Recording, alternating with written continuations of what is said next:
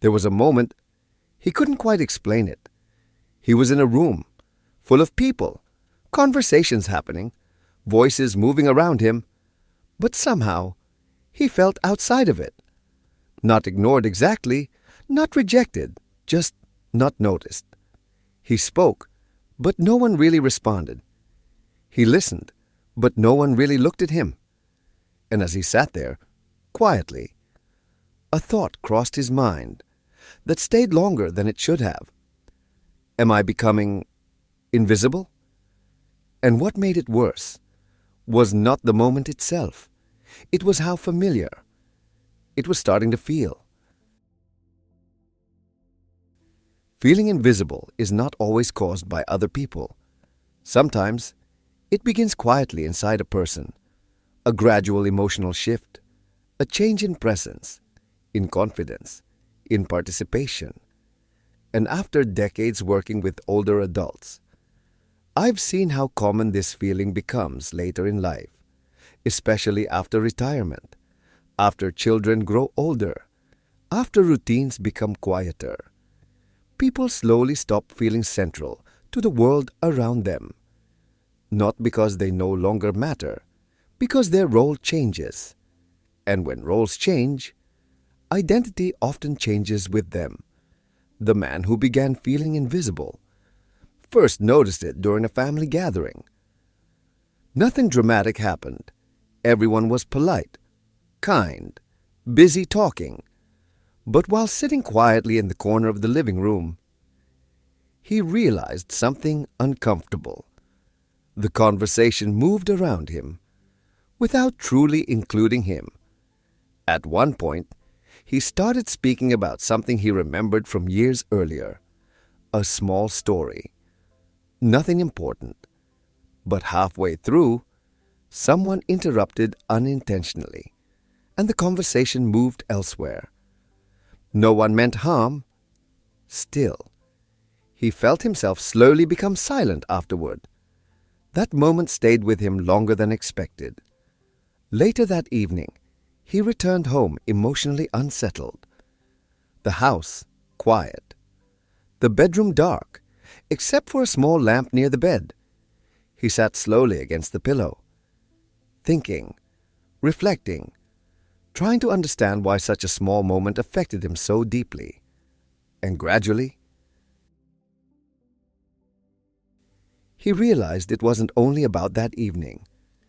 It had been happening in smaller ways for a long time, at stores, at restaurants, during conversations. People seemed quicker to overlook him now, less likely to ask his opinion, less likely to wait for his response. And over time, these repeated experiences created something subtle but powerful: self-withdrawal. Because when people feel unseen repeatedly, they often begin participating less automatically, speaking less, interrupting less, expressing less, not consciously, quietly. The nervous system adapts to social feedback. When engagement feels unrewarded, many people slowly reduce it, and eventually, silence becomes habit.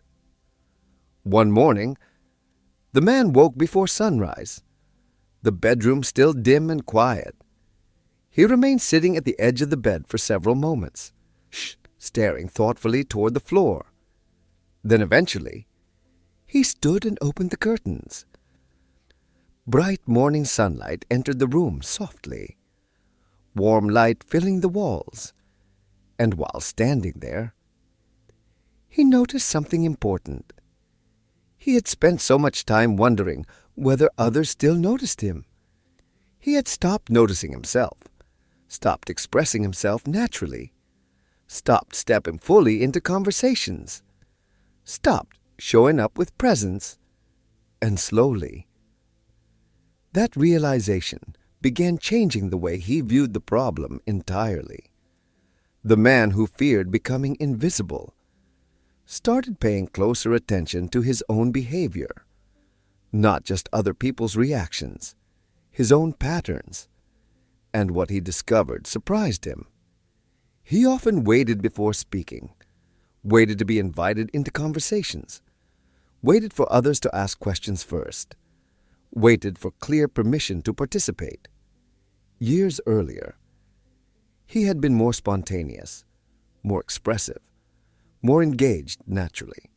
But somewhere over time, he had become quieter, more hesitant, not because he lacked thoughts, because he slowly stopped expecting people to listen.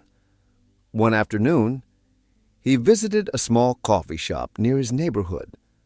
Nothing crowded, just quiet conversation and soft background noise. Normally, he would sit silently with his drink and leave without interaction. But this time, something small changed. When the cashier asked how his day was going, he answered more fully instead of automatically saying, "Fine." Just a simple conversation, brief, ordinary. But afterward, he noticed something unexpected. He felt more connected emotionally, more visible somehow, because participation changes experience. The brain responds strongly to social engagement, eye contact, conversation, expression. These reinforce emotional connection and self-worth. And when people stop engaging fully, the nervous system gradually adapts to isolation and passivity instead. That evening, he sat quietly near the bedroom window while darkness settled outside, thinking, reflecting. Feeling invisible affects far more than social interaction. Over time, it can influence identity itself. Confidence changes, self-perception changes, even physical posture changes sometimes. People become quieter, smaller, less expressive, and often this happens without conscious awareness. The man noticed this one evening during dinner with several relatives. Everyone around the table talked quickly, stories overlapping, laughter filling the room. And at one point, he realized he had not spoken for nearly 20 minutes. Not because no one allowed him to, because he had quietly stopped entering the conversation. He simply listened, observed, waited, and while sitting there, he felt something painful. Not loneliness exactly, detachment, as though he was watching life happen nearby instead of participating inside it. That feeling stayed with him later that night, the bedroom dark and silent after midnight. He turned over slowly beneath the blanket, unable to sleep immediately, thinking, reflecting, wondering when he had started disappearing emotionally inside social situations. And this pattern matters psychologically, because the mind builds identity through repeated experiences. If a person repeatedly feels unheard, the brain slowly begins expecting invisibility, which changes future behavior. Less engagement, less expression, less initiative, and eventually, the cycle reinforces itself. This is why social withdrawal becomes dangerous over time. Not only emotionally, neurologically too. Social engagement stimulates attention, memory, language, emotional responsiveness. Human beings remain socially wired throughout life. The need for participation does not disappear with age. One afternoon, while sitting quietly in the park, watching people walk by, the man realized something important. The problem was not that he no longer mattered. The problem was that he had slowly stopped placing himself fully inside life. And once he recognized that, the pattern finally became visible. Changing this pattern rarely requires dramatic transformation. It begins with small acts of presence, simple participation.